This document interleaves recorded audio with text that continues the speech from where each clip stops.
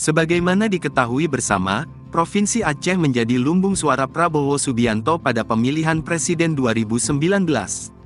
Kala itu, berdasarkan data Komisi Pemilihan Umum, pasangan calon Prabowo Sandiaga bisa mendapatkan 85,59% suara.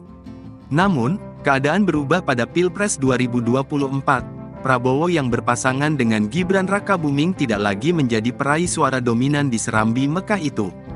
Berdasarkan hasil penetapan KPU, pasangan calon dengan suara terbanyak adalah Anies Baswedan Muhaimin Iskandar.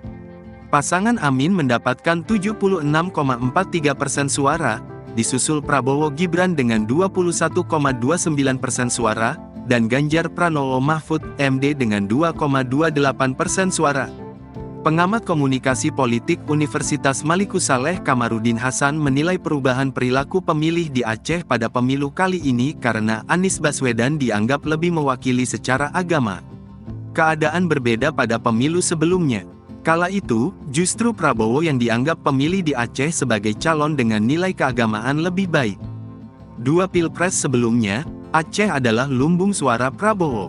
Sebanyak 85% lebih pemilih memilih Prabowo, karena faktor di mana Prabowo dinilai lebih baik dan lebih paham agama dibanding Joko Widodo. Selama kampanye pada Pilpres 2024, juru kampanye Prabowo Gibran di Aceh juga disebut tidak memperlihatkan dekatnya calon mereka dengan nilai-nilai agama. Aspek ini disebut Kamarudin justru dimaksimalkan oleh calon lain menurut pengamat, harusnya tim Prabowo juga menampilkan narasi agama di Aceh. Di mana, Prabowo juga dekat dengan ulama dan lain sebagainya, lengkap dengan prestasi-prestasinya. Itu tidak muncul sepanjang kampanye di media massa maupun media sosial.